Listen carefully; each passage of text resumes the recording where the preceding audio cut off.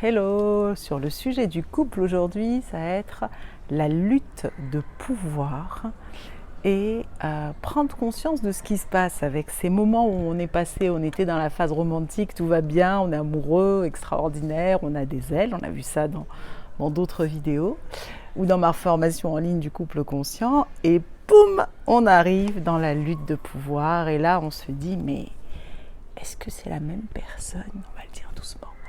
Est-ce que c'est la même personne que j'ai rencontrée il y a pas longtemps? Est-ce que c'est de cette personne dont je suis tombée amoureuse et amoureux? C'est une blague. Qui me l'a changé?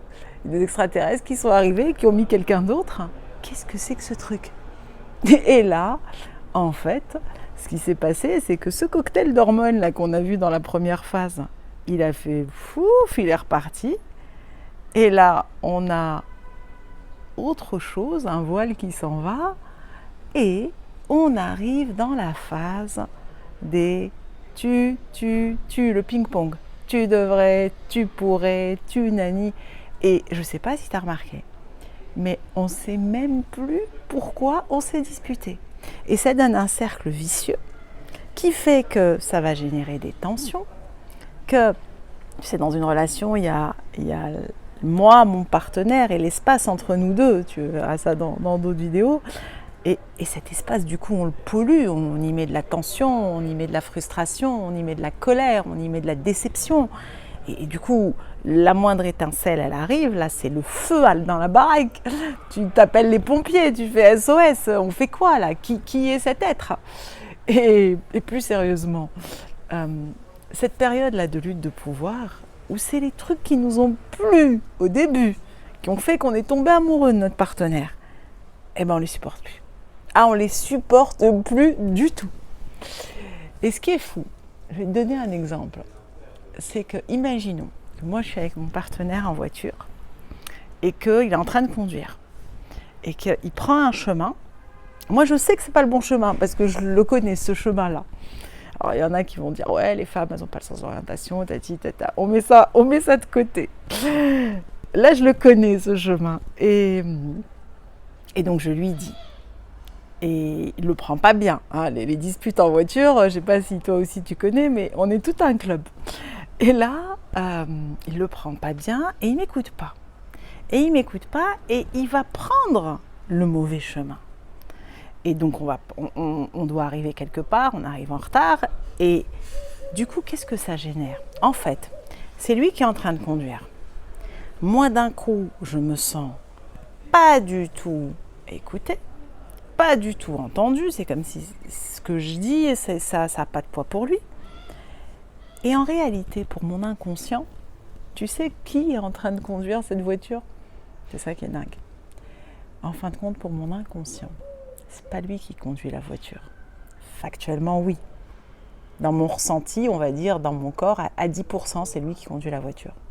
Inconsciemment, mon inconscient, il me téléporte en arrière dans ma vie, et particulièrement dans mon enfance, dans mon adolescence. Quand on se construit, on va prendre un cas là qui est l'enfance. Il m'emmène dans l'enfance, et là, c'est plus mon partenaire qui conduit, c'est mon père qui conduit.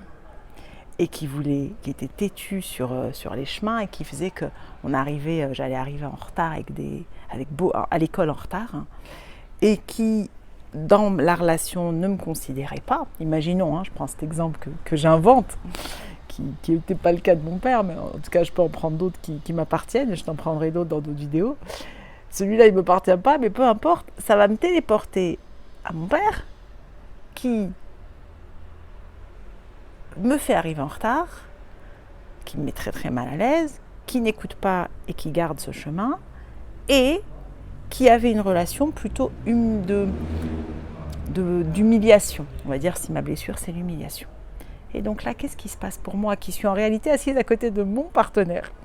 C'est que j'ai été téléportée dans le temps, mais je ne m'en rends pas compte. C'est ça le truc. C'est que j'ai un voile qui me fait croire que c'est lui qui me génère cet effet. Mais à 90%, ce ressenti inconfortable, 90% de mon ressenti, on va dire, appartient à cette petite fille dans le passé. C'est ça qui est difficile. dans les relations amoureuses, parce que quand on le vit, je ne me dis pas que ça appartient à la petite fille. Je me dis juste qu'il y en a ras-le-bol qui n'écoute pas le chemin et qu'à cause de lui, on va arriver en retard et qu'il ne m'écoute pas. Et donc, je vais soit ce que je pouvais faire enfant, je vais avoir le même mécanisme. Soit je vais me replier sur moi et je vais bouder et je ne vais plus parler du tout. Et voilà comment on va se disputer. Enfin, ma façon de me protéger, parce qu'on s'est déjà disputé là. Soit je vais au contraire dire les choses peut-être d'une façon agressive parce que je suis blessée. Et donc, mais tu pourrais prendre le bon chemin, tu m'écoutes jamais, nanani. Et donc, qu'est-ce que je vais faire en faisant ça? Je vais activer aussi des choses chez lui, où il va, téléportation, le petit garçon, qui lui, alors moi, je suis là, et je suis responsable de ce truc. Mais en réalité, lui, il est téléporté, et ça va le ramener à son père ou à sa mère, qui le critiquait, parce que là, il va se sentir critiqué, parce que pour lui, c'est le bon chemin. Et du coup, est-ce que je trouve ça extraordinaire? Parce qu'en réalité, cette dispute-là, si j'arrive à prendre conscience qu'en partie, il m'a permis la téléportation, si j'arrive à en prendre conscience, peut-être pas quand je la vis, parce que quand je la vis, c'est une réaction qui est, comme c'est inconscient, ça revient et en fait c'est ma blessure d'enfant, où lui sans s'en rendre compte, et moi non plus, pam, il appuie dessus, et là je fais ah. Et comme c'est lui qui appuie en apparence, c'est lui qui appuie. Sauf que ça me fait prendre conscience que là, c'est pas cicatrisé du tout. Déjà que j'avais une blessure, parce que je le savais peut-être pas, et que c'est pas cicatrisé. Et en ça, quel beau cadeau! À la fin, on va se remercier et dire heureusement que que t'as voulu être têtu et que. Alors, je vais pas lui dire comme ça parce que ça va générer une autre dispute. C'est pas simple la relation amoureuse, hein. C'est pas simple du tout. C'est plus facile quand on fait sur les autres. Et moi, j'accompagne les couples et donc du coup, je les aide à prendre conscience de ça et comment on va faire avec ça. Mais déjà, rien que ça, c'est énorme. Donc, si on doit retenir un truc de cette vidéo, une clé essentielle, c'est que dès qu'il y a un conflit, l'autre est un révélateur de ce qui s'est passé en réalité chez moi, on va appeler ça d'une blessure émotionnelle, qui n'a pas été, il y a une charge émotionnelle dedans, tu vois, par rapport à l'histoire de chacun. Et donc c'est un révélateur de ma blessure émotionnelle, déjà. Donc déjà, je vais voir les choses autrement. Parce que là, à chaque fois qu'on va se prendre la tête, alors je ne dis pas qu'il faut se prendre la tête pour autant, à chaque fois qu'on va se prendre la tête, je vais me dire, après coup, hein, sur le moment, parce que sur le moment, t'es collé, t'es téléporté, c'est la petite fille qui prend les rênes au moment où ça arrive. C'est elle qui dit en gros à son père, mais ça fait mal là, ça me fait mal, je me sens pas écoutée, je me sens humiliée. Moi, j'aurais plutôt besoin que tu m'encourages, plutôt besoin que tu m'écoutes. C'est ça qu'elle dit en fin de compte, la petite fille derrière. Et qu'elle ne sait pas dire au partenaire. Au contraire, elle va dire, mais tu pourrais, tatati, tatata, ou alors elle va se fermer et elle ne va pas parler. Et peut-être que si elle se ferme et elle ne se parle pas, elle est avec un partenaire qui a connu ça dans sa propre histoire, dans sa téléportation, où on ne lui parlait pas et on ne lui expliquait pas les choses, et qu'il y avait une froideur et que c'était insupportable pour lui. Et probablement, on se trouve pour ça. Simultanément, on se téléporte dans nos costumes d'enfants blessés. Et là, le souci, c'est qu'on a tous tendance, tous comme on est, bienvenue au club des humains, à leur donner les rênes de notre vie. Et donc, qu'est-ce qu'ils font? Ils font ce que savent faire des enfants. Ça veut dire qu'à cet âge-là, tu n'as pas le recul, tu t'es construit comme ça, donc tu as le mécanisme de défense. Tu vas le réutiliser. Il avait un sens à l'époque. Évidemment qu'il avait un sens. Parce que c'était la seule façon que tu as trouvé de te protéger. Et heureusement que tu as trouvé ça. Que ce soit bouder ou crier et dire « Ah, c'est pas possible !» Peu importe la façon que tu as trouvé, parce que tu t'es construit en fonction du message que tu avais en face. De la personne qui t'a éduqué ou des personnes qui t'ont éduqué. Et donc, du coup, ce qui est top là-dedans, c'est qu'on va pouvoir déjà, reconnaître cette partie blessée en nous. Cette petite fille et ce petit garçon qui sont en train, en fin de compte, de se faire la bagarre avec leur mécanisme, avec leur bouclier. On va les reconnaître. de part et d'autre. Et comme on va les reconnaître et on va voir qu'en fin de compte, c'est pas tellement l'autre, que c'est mon partenaire qui conduit, mais qui, en réalité, ça vient appuyer sur quoi à 90% dans le ressenti? Sur un truc qui appartient à la petite fille.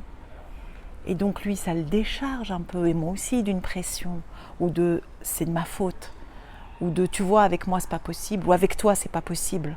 C'est pas avec lui que c'est pas possible. C'est que grâce à lui, regarde comment on va changer la vision, c'est que grâce à lui, je vais pouvoir accueillir cette partie-là de moi et soigner ces 90% de ressentis inconfortables, de tristesse, de colère, de frustration, de rejet, d'humiliation, d'abandon, de non-reconnaissance, d'injustice, de trahison que je portais. Alors, je ne les porte pas tous, heureusement, mais bon, mais que je porte en partie et que chacun de nous porte. Ouh. Du coup, il y a même la caméra qui dit « Oh, Amel, quand même, je veux bien, tu portes des blessures, mais moi, les miennes, c'est l'abandon et le rejet, et avec lesquels je les ai embrassés, et j'ai dit « Je ne vais pas m'abandonner et je ne vais pas me rejeter. » Ça, c'est autre chose, et c'est une vidéo où je te décris le jour où je tombe amoureuse de moi. On revient à nos moutons. Et tout ça pour dire que ce qu'on peut retenir de cette lutte de pouvoir qui est indispensable et qu'on vit tous, c'est que si je l'accueille en me disant « Waouh, ça va être un cadeau !» parce que je vais vraiment découvrir mon partenaire et quand il se téléporte dans l'enfance, et moi aussi. Et donc on va pouvoir redevenir une équipe.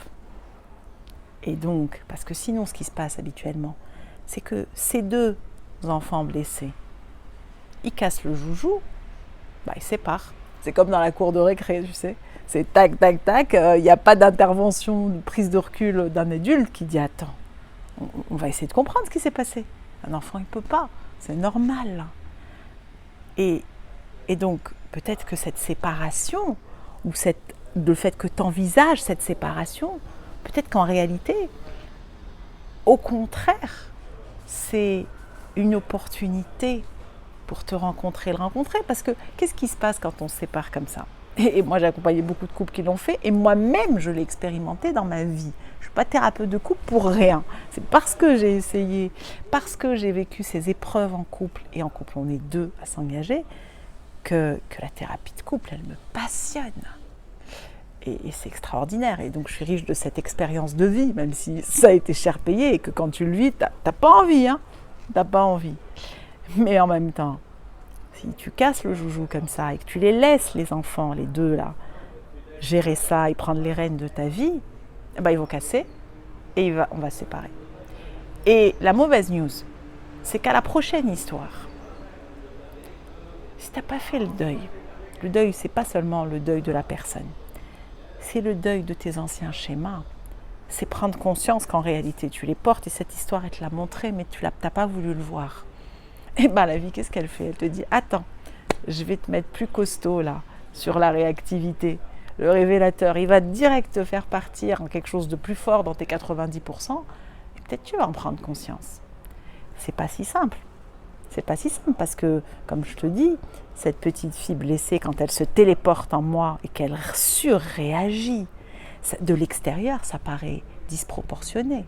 Et je ne sais pas si toi tu as remarqué, quand tu te disputes, parfois tu vas dire un petit truc et ton partenaire, tu vas avoir l'impression qu'il surréagit. Mais en réalité, une fois que tu sais ça, qui surréagit? C'est pas ton partenaire adulte, c'est toi qui as activé à 10% quelque chose, c'est le petit garçon dedans parce que tu as touché un truc en fait. Donc en réalité, à chaque fois qu'on surréagit, on va se dire mais c'est un cadeau pour notre histoire, pour te découvrir et aller voir cette partie blessée de toi et la mienne, parce qu'on le fait simultanément. Et là, ça change tout. Ça change tout parce que là, une fois qu'on a découvert ça, et donc c'est comme ça qu'on accompagne en thérapie de couple et je te partage cette façon de faire pragmatique et concrète C'est un apprentissage, hein, parce qu'on n'a pas l'habitude de faire comme ça. On va se parler autrement, je te décrirai ça, tu trouveras ça dans d'autres vidéos YouTube et dans ma formation du couple conscient. Et bien là, ce qui se passe en cadeau, c'est au-delà d'accueillir ces parties-là qui se téléportent, c'est de les soigner, enfin, à deux. Et moi, je reprends ma part aussi, et l'adulte que je suis, je vais accueillir cette petite fille blessée. Et on va changer ce paradigme relationnel où elle a été blessée par la relation. Elle va être réparée par la relation avec mon partenaire, parce qu'on va être une équipe, et par moi. C'est un double effet. C'est pas mon partenaire qui fait le job, c'est moi déjà, avec elle, et la relation avec mon partenaire en conscience qui va changer les choses. Ça, c'est dans la troisième partie de Grandir en conscience. On avait vu dans mon autre vidéo et dans le programme en ligne et dans les parcours que je mets en place en visio, si tu as envie de nous rejoindre, où il y a 3 moments où on se rencontre en groupe en visio, où on va d'abord sur la phase romantique, comment on peut faire en sorte que cette phase romantique, elle nous serve dans la lutte de pouvoir qui va arriver. Elle va arriver, c'est obligatoire. Le conflit va arriver, le désaccord va arriver, la friction va arriver, la tension va arriver. C'est la vie. On n'est pas des clones. Et heureusement, par contre, on va être outillés pour l'accueillir et dire « Allez, on t'attend, on va presque te célébrer ». C'est bizarre de dire ça, hein, de célébrer le conflit, alors qu'avant, on se dit « Mais comme beaucoup de personnes, je déteste le conflit ». Si on comprend que le conflit, il vient tout changer, il vient te réparer, il vient te reconnecter à l'autre, mais ça change tout. Déjà, on enlève la pression. Parce qu'en général, quand tu n'aimes pas le conflit, tu te suradaptes pour pas qu'il y ait conflit. Et donc, tu es frustré encore plus qu'à cause du conflit. Mais bon, ça, c'est un autre sujet. Et du coup, dans cette lutte de pouvoir qui est passionnante, on va apprendre à transformer le plomb en or. On va apprendre à se dire les choses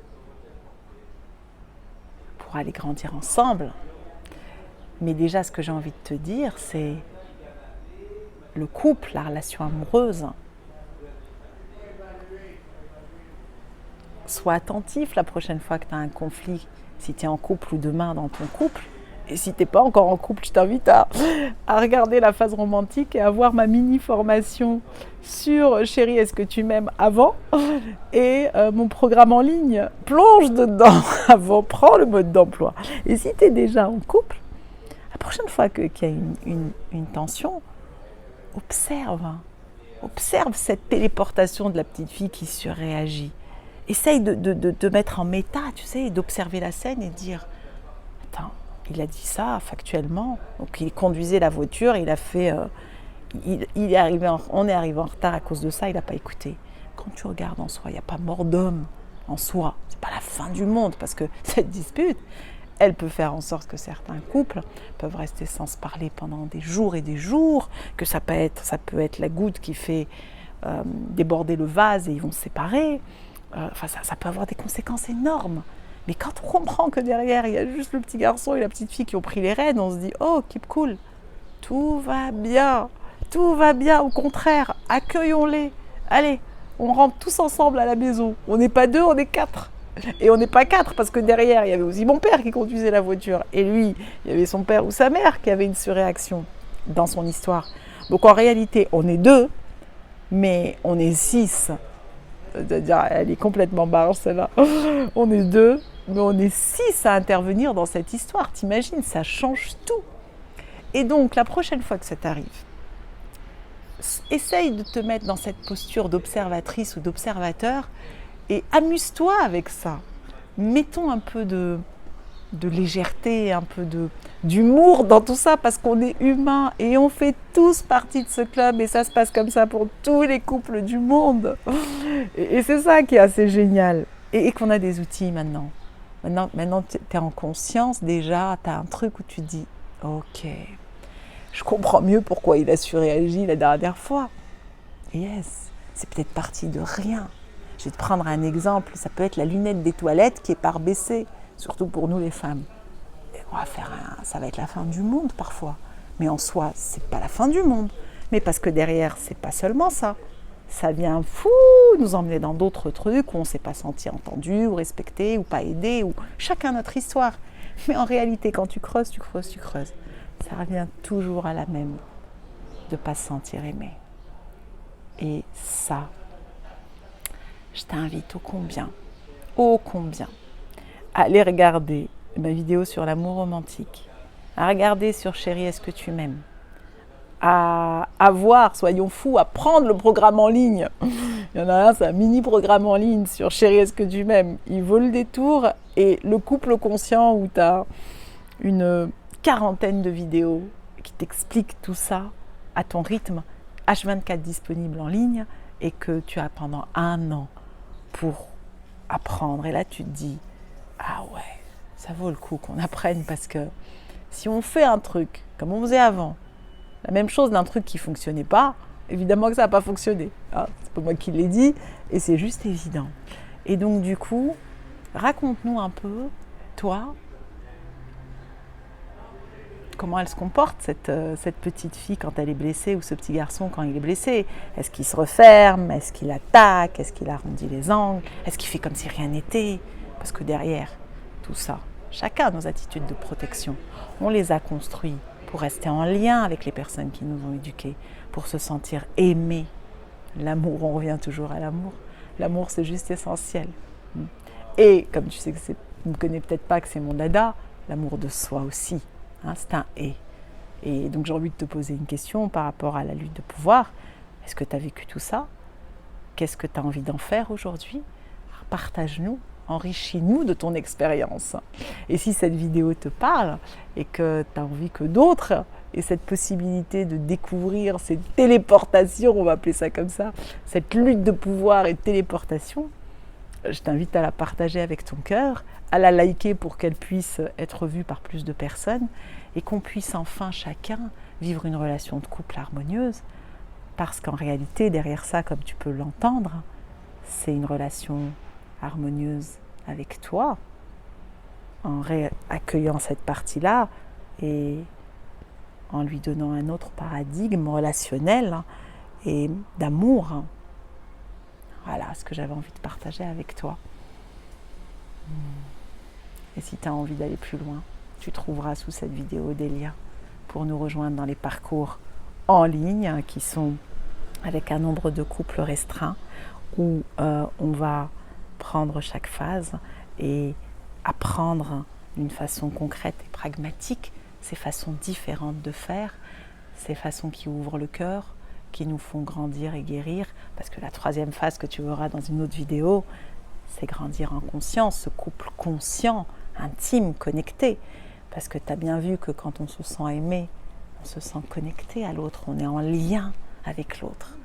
Et quand on est en lien avec l'autre, et qu'on est en lien avec soi, tu es juste à ta place à vivre la vie qui t'inspire à partir de ton cœur, dans l'amour qui ouvre le cœur, dans la gratitude et dans la joie. Merci d'avoir écouté, merci d'être là, merci pour tes prises en tout cas tes envies de faire autrement. Et bravo pour le chemin jusque-là.